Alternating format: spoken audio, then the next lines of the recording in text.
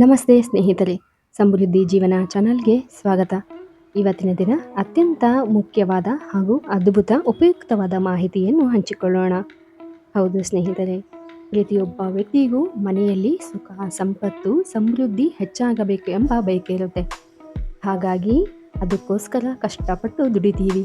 ಆದರೆ ಕೆಲವೊಂದು ಸಮಯದಲ್ಲಿ ಎಷ್ಟೇ ದುಡಿದರೂ ಸಹ ಮನೆಯಲ್ಲಿ ಹಣ ನಿಲ್ಲೋದೇ ಇಲ್ಲ, ಹಾಗೂ ಮನಸ್ಸಿಗೆ ನೆಮ್ಮದಿಯೇ ಇರೋದಿಲ್ಲ. ಆದರೆ ಕಾರಣ ಏನು ಅಂತ ಹೇಳಿದ್ರೆ ಗೊತ್ತಾಗೋದೇ ಇಲ್ಲ. ಯಾಕಂತಂದರೆ ಮನಸ್ಸು ಒಂಥರ ಚಡಪಡಿಸ್ತಾ ಇರುತ್ತೆ. ಇದಕ್ಕೆ ಕಾರಣ ಏನು? ಎಷ್ಟು ದುಡಿದರೂ ಕಷ್ಟಪಟ್ಟರೂ ಮನೆಯಲ್ಲಿ ಯಾಕೆ ನೆಮ್ಮದಿ ಇಲ್ಲ? ಹೌದು, ಎಲ್ಲರಂತೆ ನಾವು ಯಾಕೆ ಚೆನ್ನಾಗಿರೋದಕ್ಕೆ ಆಗಲ್ವಾ ಎಂಬ ಒಂದು ಕ್ವಶನ್ ಮಾರ್ಕ್ ನಮ್ಮಲ್ಲೇ ಹುಟ್ಕೊಳ್ಳುತ್ತೆ. ಆದರೆ ಸ್ನೇಹಿತರೆ, ಇದು ಎಲ್ಲ ಸಮಸ್ಯೆಗಳಿಂದ ನೀವು ಮುಕ್ತರಾಗಬೇಕು ಅಂದರೆ ಮನೆಯಲ್ಲಿ ಕೆಲವೊಂದು ನೀವು ಆಚರಣೆಗಳನ್ನು ಅಥವಾ ಕೆಲವೊಂದು ವಸ್ತುಗಳನ್ನು ತಂದು ಇಟ್ಕೊಳ್ಳೋದ್ರಿಂದ ಮನೆಯ ಒಂದು ನೆಗೆಟಿವಿಟಿ ಕಮ್ಮಿ ಆಗುತ್ತೆ, ಹಾಗೂ ಮನೆಯಲ್ಲಿ ಪಾಸಿಟಿವ್ ವಾತಾವರಣ ಹೆಚ್ಚಾಗುತ್ತೆ. ಅಷ್ಟೇ ಅಲ್ಲದೆ ಸ್ನೇಹಿತರೆ, ನಮ್ಮ ಹಿಂದೂ ಶಾಸ್ತ್ರಗಳಲ್ಲಿ ಅನೇಕ ರೀತಿಯ ಆಚರಣೆಗಳನ್ನು ನಾವು ಪಾಲಿಸ್ಕೊಳ್ತಾ ಬಂದಿದ್ದೀವಿ. ಪ್ರತಿಯೊಂದು ಆಚರಣೆಯ ಹಿಂದೆ ಪ್ರತಿಯೊಂದಕ್ಕೂ ಕಾರಣ ಅನ್ನೋದಿದೆ. ಹೌದು, ಆ ಒಂದು ಕಾರಣವನ್ನು ತಿಳಿದು ನಾವು ಆಚರಣೆ ಮಾಡೋದ್ರಿಂದ ನಮ್ಮ ಮನೆಯಲ್ಲಿ ಸಮೃದ್ಧಿ ಮಾತ್ರವಲ್ಲ, ಸಂಪತ್ತು ಹಾಗೂ ನೆಮ್ಮದಿಯೂ ಹೆಚ್ಚಾಗತ್ತೆ. ಹೌದು, ಸಕಲ ದೇವತೆಗಳು ಆಶೀರ್ವಾದ ಮಾಡಬೇಕು ಅಂದರೆ ನಾವು ಕೆಲವೊಂದು ನಿಯಮಗಳನ್ನು, ಆಚರಣೆಗಳನ್ನ ಪಾಲಿಸಲೇಬೇಕು. ಹೌದು ಸ್ನೇಹಿತರೆ, ಮನೆಯಲ್ಲಿ ಯಾವಾಗಲೂ ಲಕ್ಷ್ಮಿ ಕಳೆಯಿಂದ ತುಂಬಿರಬೇಕು ಅಂತ ಹೇಳ್ತಾರೆ. ಅಂದರೆ ಮನೆ ಯಾವಾಗಲೂ ಸುಂದರವಾಗಿ ಸ್ವಚ್ಛವಾಗಿ ಇರಬೇಕು. ಹಾಗಾದರೆ ನಾವು ಮನೆಯಲ್ಲಿ ಯಾವ ಒಂದು ಆಚರಣೆಗಳನ್ನು, ನಿಯಮಗಳನ್ನು ಪಾಲಿಸುವುದರಿಂದ ಹಾಗೂ ಕೆಲವೊಂದು ವಸ್ತುಗಳನ್ನು ತಂದುಬಿಟ್ಟು ಪೂಜೆಯನ್ನು ಮಾಡೋದ್ರಿಂದ ಆ ಲಕ್ಷ್ಮೀ ದೇವಿಯ ಅನುಗ್ರಹವನ್ನು ಪಡೆದುಕೊಳ್ಳಬಹುದು. ಹೌದು ಸ್ನೇಹಿತರೆ, ನೀವು ಯಾವುದೇ ರೀತಿಯ ಒಂದು ಪೂಜೆ ಪುನಸ್ಕಾರಗಳನ್ನು ಮಾಡಿದರೂ ಸಹ ಕೆಲವೊಂದು ಫಲಗಳು ಸಿಗೋದೇ ಇಲ್ಲ. ಆದರೆ ಅದಕ್ಕೆ ಕಾರಣ ಏನು ಅಂದರೆ ನಮಗೆ ಗೊತ್ತಿಲ್ಲದೆ ಕೆಲವೊಂದು ತಪ್ಪುಗಳು ಮನೆಯಲ್ಲಿ ಸಹಜವಾಗಿ ಆಗ್ತಾ ಇರುತ್ತೆ. ಅಂತಹ ತಪ್ಪುಗಳನ್ನು ತಿಳಿದು ತಿದ್ದುಕೊಳ್ಳೋದು ಮನುಷ್ಯನ ಲಕ್ಷಣ. ಹೌದು ಸ್ನೇಹಿತರೆ, ಯಾವುದೇ ರೀತಿಯ ಮನೆಯಲ್ಲಿ ಸಮಸ್ಯೆಗಳಿರಬಹುದು, ಎಲ್ಲ ರೀತಿಯ ಸಮಸ್ಯೆಗಳನ್ನು ನಿವಾರಿಸುವಂತಹ ಕೆಲವೊಂದು ವಿಷಯಗಳನ್ನು ಇವತ್ತಿನ ದಿನ ಹಂಚಿಕೊಳ್ಳೋಣ. ವಿಡಿಯೋವನ್ನು ಪೂರ್ತಿಯಾಗಿ ನೋಡಿ. ಹೌದು ಸ್ನೇಹಿತರೆ, ಕೆಲವೊಂದು ವಸ್ತುಗಳು ಲಕ್ಷ್ಮೀ ದೇವಿಗೆ ಅತ್ಯಂತ ಪ್ರಿಯ. ಹೌದು, ಲಕ್ಷ್ಮೀ ದೇವಿಯ ಸ್ವರೂಪವೇ ಅಂತ ಹೇಳಿ ನಾವು ಆ ವಸ್ತುಗಳನ್ನು ಪೂಜಿಸುತ್ತೇವೆ. ಹೀಗಿರುವಾಗ ಅಂತಹ ವಸ್ತುಗಳು ಮನೆಯಲ್ಲಿ ಇರುವುದರಿಂದ ಸಾಕ್ಷಾತ್ ಮಹಾಲಕ್ಷ್ಮಿಯ ಅನುಗ್ರಹ ದೊರೆಯುತ್ತದೆ. ಹಾಗೂ ನೀವು ಯಾವುದೇ ವಸ್ತುಗಳನ್ನು ತಂದರೂ ಮೊದಲು ನೀವು ಏನು ಮಾಡಬೇಕು ಅಂದರೆ ಅದನ್ನು ಗಂಗಾಜಲದಿಂದ ಶುದ್ಧ ಮಾಡಬೇಕು. ಹೌದು ಸ್ನೇಹಿತರೆ, ಯಾಕೆಂದರೆ ಹೊರಗಿನ ವಾತಾವರಣದಿಂದ ಬಂದಿರತಕ್ಕಂತಹ ವಸ್ತುಗಳು ನಮ್ಮ ಮನೆಯಲ್ಲಿ ಬಂದಾಗ ಅದು ಶುದ್ಧವಾಗಬೇಕು. ಯಾಕೆಂದರೆ ಅದು ಪೂಜೆಗೆ ಅರ್ಹವಾಗಬೇಕು. ಹಾಗಾಗಿ ಮೊದಲು ನೀವು ಅದನ್ನು ಶುದ್ಧ ಗಂಗಾಜಲದಿಂದ ಶುದ್ಧಗೊಳಿಸಬೇಕಾಗುತ್ತದೆ. ಇದರಲ್ಲಿ ಪ್ರಮುಖವಾಗಿ ನೋಡುವುದಾದರೆ ಶ್ರೀಫಲ.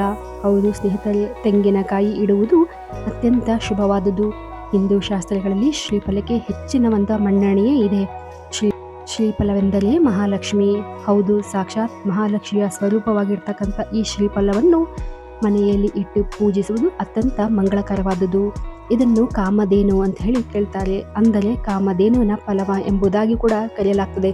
ಇದು ನಿಮಗೆಲ್ಲರಿಗೂ ತಿಳಿದಿರಬಹುದು. ತೆಂಗಿನಕಾಯಿಯಲ್ಲಿ ಸಂಪತ್ತಿನ ಅಧಿದೇವತೆ ಆಗಿರ್ತಕ್ಕಂತಹ ಲಕ್ಷ್ಮೀ ದೇವಿಯು ವಾಸವಾಗಿರ್ತಾರೆ. ತೆಂಗಿನಕಾಯಿಯನ್ನು ಇಡೋದ್ರಿಂದ ಮನೆಯಲ್ಲಿ ಸ್ವತಃ ಲಕ್ಷ್ಮೀ ದೇವಿಯೇ ವಾಸವಾಗ್ತಾಳೆ ಅಂತ ಹೇಳಿ ಹೇಳಲಾಗ್ತದೆ.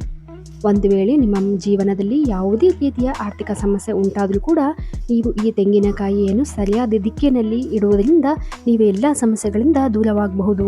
ಹೌದು ಸ್ನೇಹಿತರೆ, ನಂತರ ನೋಡುವುದಾದರೆ ಅತ್ಯಂತ ಮುಖ್ಯವಾದುದು ಕ್ರಿಸ್ಟಲ್ ಪಿರಾಮಿಡ್. ಹೌದು ಸ್ನೇಹಿತರೆ, ಈ ಒಂದು ವಸ್ತುವು ಅತ್ಯಂತ ಶುಭವಾದದ್ದು. ನಮ್ಮ ಶಾಸ್ತ್ರಗಳಲ್ಲಿ ಈ ಒಂದು ಕ್ರಿಸ್ಟಲ್ ಪಿರಾಮಿಡ್ ಅನ್ನು ಹೆಚ್ಚಿನ ಒಂದು ಪೂಜನೀಯ ಸ್ಥಾನವಾಗಿ ನೋಡಲಾಗ್ತದೆ. ಹೌದು, ಇದರಿಂದ ಮನೆಯಲ್ಲಿ ಹೆಚ್ಚಿನ ಸಾಕಷ್ಟು ಸಮಸ್ಯೆಗಳನ್ನು ನಿವಾರಣೆ ಮಾಡುವಲ್ಲಿ ಯಶಸ್ವಿಯಾಗಿದೆ. ಹೌದು ಸ್ನೇಹಿತರೆ, ಈ ಒಂದು ಕ್ರಿಸ್ಟಲ್ ಪಿರಾಮಿಡ್ ಅನ್ನು ನೀವು ಚಿಕ್ಕ ಗಾತ್ರದ್ದಾಗಿರಬಹುದು ಅಥವಾ ಯಾವುದೇ ಗಾತ್ರದ ಒಂದು ಕ್ರಿಸ್ಟಲ್ ಪಿರಾಮಿಡ್ ಅನ್ನು ಮನೆಯಲ್ಲಿ ಉತ್ತಮವಾದ ಒಂದು ದಿಕ್ಕಿನಲ್ಲಿ ಇಡಬೇಕು. ಹಾಗೂ ಇದನ್ನು ಸೋಮವಾರ ದಿನ ತಂದರೆ ಅತ್ಯಂತ ಮಂಗಳಕರವಾದುದು ಎಂದು ಹೇಳಲಾಗ್ತದೆ. ಹಾಗೂ ಈ ಒಂದು ಕ್ರಿಸ್ಟಲ್ ಪಿರಾಮಿಡ್ ಅನ್ನು ತಂದ ಬಳಿಕ ಅದನ್ನು ಗಂಗಾಜಲದಿಂದ ಶುದ್ಧಗೊಳಿಸಿ ಒಂದು ದೇವರ ಮನೆಯಲ್ಲಿ ಪೂಜೆಯನ್ನು ಮಾಡಬೇಕು. ಹಾಗೂ ಇದನ್ನು ನೀವು ವಾಸ್ತುಶಾಸ್ತ್ರದ ಪ್ರಕಾರ ಸರಿಯಾಗಿ ಪೂಜೆ ಮಾಡಿದ್ದರೆ ಅದರಲ್ಲಿ ಉತ್ತಮವಾದ ಧನಾತ್ಮಕ ಬದಲಾವಣೆಗಳನ್ನು ಕಾಣುತ್ತೀರಿ ಎಂದು ಕೂಡ ಹೇಳಲಾಗ್ತದೆ. ಹಾಗೂ ಹಿಂದೂ ಶಾಸ್ತ್ರಗಳಲ್ಲಿ ಈ ಕ್ರಿಸ್ಟಲ್ ಪಿರಾಮಿಡ್ ಅನ್ನು ಪೂಜಿಸುವುದರಿಂದ ನಮ್ಮ ಜೀವನದಲ್ಲಿ ಉನ್ನತಿಯನ್ನು ಹೊಂದಬಹುದು, ಯಶಸ್ಸನ್ನು ಹೊಂದಬಹುದು ಎಂದು ಕೂಡ ಹೇಳಲಾಗ್ತದೆ. ಹಾಗೂ ಇದು ಹೆಚ್ಚಿನ ನೆಗೆಟಿವ್ ಶಕ್ತಿಯನ್ನು ದೂರಗೊಳಿಸುತ್ತದೆ. ಮನೆಯಲ್ಲಿ ಧನಾತ್ಮಕ ಶಕ್ತಿಯನ್ನು ಆಕರ್ಷಣೆ ಮಾಡುತ್ತದೆ ಎಂದು ಕೂಡ ಹೇಳಲಾಗ್ತದೆ. ಹಾಗೂ ಈ ಕ್ರಿಸ್ಟಲ್ ಪಿರಾಮಿಡ್ ಅನ್ನು ಲಕ್ಷ್ಮಿಯ ಒಂದು ಸ್ವರೂಪವೆಂದು ಭಾವಿಸಲಾಗ್ತದೆ. ಹಾಗಾಗಿ ಈ ಒಂದು ಪಿರಾಮಿಡ್ ಅನ್ನು ನಾವು ಪೂಜಿಸುವುದರಿಂದ ಮನೆಯಲ್ಲಿ ಸಂಪತ್ತಿನ ಗಳಿಕೆಗೆ ಸುಲಭವಾಗ್ತದೆ. ಹಾಗೂ ಈ ಒಂದು ಕ್ರಿಸ್ಟಲ್ ಪಿರಾಮಿಡ್ ಅನ್ನು ನಾವು ಪೂಜಿಸುವುದರಿಂದ ಕೇವಲ ಆದಾಯದಲ್ಲಿ ಹೆಚ್ಚಳ ಆಗುವುದು ಮಾತ್ರವಲ್ಲದೆ, ಯಾರಿಗೆಲ್ಲ ಕೆಲಸ ಇಲ್ಲವೋ ನಿರುದ್ಯೋಗದ ಪರಿಸ್ಥಿತಿಯಲ್ಲಿ ಇದ್ದಾರೋ ಅವರಿಗೆಲ್ಲರೂ ಕೂಡ ಈ ಒಂದು ಕ್ರಿಸ್ಟಲ್ ಪಿರಾಮಿಡ್ ಅತ್ಯಂತ ಉಪಯೋಗಕ್ಕೆ ಬರುತ್ತದೆ. ಕ್ರಿಸ್ಟಲ್ ಪಿರಾಮಿಡ್ ಅನ್ನು ಹೆಚ್ಚಿನದಾಗಿ ವ್ಯಾಪಾರಗಳಲ್ಲಿ, ಉದ್ಯಮಗಳಲ್ಲಿ ಇದನ್ನು ಬಳಸೋದ್ರಿಂದ, ಕಚೇರಿಗಳಲ್ಲಿ ಬಳಸೋದ್ರಿಂದ ಅನಿರೀಕ್ಷಿತವಾದ ಗೆಲುವನ್ನು ಕಾಣಬಹುದು ಎಂದು ಕೂಡ ಹೇಳಲಾಗ್ತದೆ. ಹಾಗಾಗಿ ಈ ಒಂದು ಕ್ರಿಸ್ಟಲ್ ಪಿರಾಮಿಡ್ ಅನ್ನು ಪೂಜಿಸುವುದರಿಂದ ನೀವು ಸಂಪಾದನೆ ಮಾಡಲು ಹೆಚ್ಚಿನ ಸಂಪಾದನೆ ಮಾಡಲು ಅತ್ಯಂತ ಉಪಯುಕ್ತವಾಗಿದೆ. ನಂತರ ನೋಡುವುದಾದರೆ ಆಮೆ. ಹೌದು ಸ್ನೇಹಿತರೆ, ನಿಮಗೆ ಗೊತ್ತಿರಬಹುದು, ನಮ್ಮ ಹಿಂದೂ ಶಾಸ್ತ್ರಗಳಲ್ಲಿ ಆಮೆಯು ಗೊತ್ತಿರಬಹುದು. ಆಮೆಯನ್ನು ನಮ್ಮ ಹಿಂದೂ ಶಾಸ್ತ್ರಗಳಲ್ಲಿ ಒಂದು ವಿಷ್ಣುವಿನ ಪ್ರತಿರೂಪವೆಂದೇ ಹೇಳಲಾಗ್ತದೆ. ಈ ಆಮೆಯನ್ನು ಪೂಜೆ ಮಾಡುವುದರಿಂದ ನಮ್ಮ ಮನೆಯಲ್ಲಿ ನಕಾರಾತ್ಮಕ ಶಕ್ತಿ ದೂರವಾಗುವುದರ ಜೊತೆಗೆ ನಮ್ಮ ಮನೆಯಲ್ಲಿ ಧನಾತ್ಮಕ ವಾತಾವರಣ ಉಂಟಾಗ್ತದೆ. ಹಾಗೂ ಮನೆಯಲ್ಲಿ ಆ ದೇವಿ ಮಹಾಲಕ್ಷ್ಮಿಯ ಅನುಗ್ರಹ ಜೊತೆಗೆ ಆ ನಾರಾಯಣನ ಅನುಗ್ರಹವೂ ಕೂಡ ನಿಮಗೆ ಲಭಿಸುತ್ತದೆ.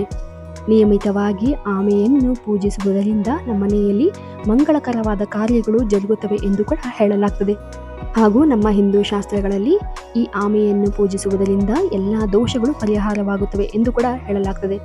ಈ ರೀತಿಯ ಒಂದು ಆಮೆಯನ್ನು ಪೂಜಿಸುವುದರಿಂದ ನೀವು ಮನೆಯಲ್ಲಿರುವಂತಹ ಪ್ರತಿಯೊಂದು ಸಮಸ್ಯೆಗಳನ್ನು ದೂರವಾಗಿಸಬಹುದು. ಅಷ್ಟೇ ಅಲ್ಲದೆ ನಿಮ್ಮ ಜೀವನದಲ್ಲಿ ಹೊಸ ಉತ್ಸಾಹ, ಹುರುಪು ಕೂಡ ಮೂಡುತ್ತದೆ. ನಂತರ ನೋಡುವುದಾದರೆ ಅತ್ಯಂತ ಮುಖ್ಯವಾದ ವಿಚಾರ ಹಾಗೂ ಅತ್ಯಂತ ಮುಖ್ಯವಾದ ವಸ್ತು ಅದು ಯಾವುದು ಎಂದರೆ ಸಾಕ್ಷಾತ್ ಮಹಾಲಕ್ಷ್ಮಿಯ ಸ್ವರೂಪವಾಗಿರುವಂತಹ ಕಮಲದ ಬೀಜ. ಹೌದು ಸ್ನೇಹಿತರೆ, ನೀವು ಕೇಳಿರಬಹುದು, ಕಮಲದ ಬೀಜವಿಲ್ಲದೆ ಮಹಾಲಕ್ಷ್ಮಿಯ ಪೂಜೆಯೇ ಸಂಪೂರ್ಣವಾಗುವುದಿಲ್ಲ. ಯಾಕೆಂದರೆ ಮಹಾಲಕ್ಷ್ಮಿ ಕುಳಿತಿರುವುದೇ ಕಮಲದ ಮೇಲೆ. ಹೀಗಿರುವಾಗ ಆ ಕಮಲದ ಬೀಜದಿಂದ ನಾವು ಎಷ್ಟೆಲ್ಲ ಉಪಯೋಗಗಳನ್ನು ಪಡೆದುಕೊಳ್ಳಬಹುದು ಎಂಬುದು ನಿಮಗೆ ತಿಳಿದಿರುತ್ತದೆ. ಹಾಗಾಗಿ ಕಮಲದ ಬೀಜದಿಂದ ತಯಾರಿಸಲಾಗಿರುವಂತಹ ಮಾಲೆಯನ್ನು ಕೂಡ ಮನೆಯಲ್ಲಿ ಇರಿಸಿಕೊಳ್ಳುವುದರಿಂದ ಸಾಕಷ್ಟು ಶುಭದಾಯಕ ಪರಿಣಾಮಗಳನ್ನು ನೀವು ಕಾಣಬಹುದು. ನಮ್ಮ ಹಿಂದೂ ಶಾಸ್ತ್ರಗಳಲ್ಲಿ ಕಮಲವನ್ನು ಹೆಚ್ಚಿನ ಒಂದು ಪ್ರಮಾಣದಲ್ಲಿ ಹಾಗೂ ಪೂಜೆಯ ಸಂದರ್ಭಗಳಲ್ಲಿ ಬಳಸಲಾಗ್ತದೆ. ಹೀಗಿರುವಾಗ ಈ ಕಮಲದ ಬೀಜಗಳನ್ನು ನಾವು ಮನೆಯಲ್ಲಿ ಇರಿಸುವುದರಿಂದ ಹಾಗೂ ಪೂಜಾ ಕೋಣೆಯಲ್ಲಿ ಇಟ್ಟು ಪೂಜಿಸುವುದರಿಂದ ನಕಾರಾತ್ಮಕ ಶಕ್ತಿಗಳನ್ನು ದೂರವಾಗಿಸಿ ಸಕಾರಾತ್ಮಕ ಹರಿವು ಹೆಚ್ಚಾಗ್ತದೆ. ಹಾಗೂ ಈ ಒಂದು ಧನ ಸಂಪಾದನೆಗಾಗಿ ನೀವು ಸಾಕಷ್ಟು ಮಾರ್ಗಗಳು ತೆರೆದುಕೊಳ್ಳುತ್ತವೆ ಎಂದು ಕೂಡ ಹೇಳಲಾಗ್ತದೆ. ಹಾಗೂ ಪ್ರತಿಯೊಂದು ರೀತಿಯಲ್ಲಿಯೂ ಉತ್ತಮವಾದ ಒಂದು ವಾತಾವರಣ ಲಭಿಸುತ್ತದೆ. ಹಾಗಾಗಿ ಈ ಒಂದು ಕಮಲದ ಬೀಜಗಳನ್ನು ಮನೆಯಲ್ಲಿ ಇರಿಸುವುದರಿಂದ ಸಾಕಷ್ಟು ಉತ್ತಮವಾದ ಬದಲಾವಣೆಗಳನ್ನು ನೀವು ಮನೆಯಲ್ಲಿ ಕಾಣಬಹುದು. ನಂತರ ನೋಡುವುದಾದರೆ ಗೋಮತಿ ಚಕ್ರ. ಹೌದು ಸ್ನೇಹಿತರೆ, ಗೋಮತಿ ಚಕ್ರವನ್ನು ನೀವು ಕೇಳಿರಬಹುದು. ಈ ಗೋಮತಿ ಚಕ್ರವನ್ನು ನೀವು ಮನೆಯಲ್ಲಿ ಇಟ್ಟು ಪೂಜೆ ಮಾಡುವುದರಿಂದ ಶಾಂತಿ, ಸಮೃದ್ಧಿ ನೆಲೆಸುತ್ತದೆ.